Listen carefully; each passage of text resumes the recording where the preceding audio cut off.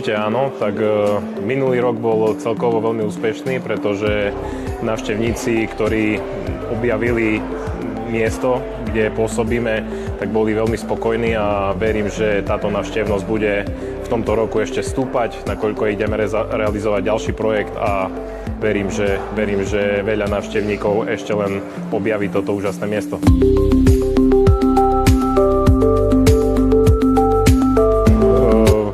Vnímame to aj ako odmenu, pretože naozaj od samotného založenia alebo realizácie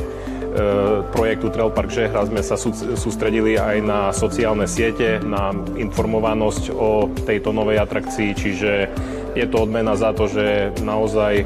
pravidelne pridávame príspevky na sociálne siete a snažíme sa informovať návštevníkov z celého Slovenska aj zahraničia o tom, čo sa u nás deje.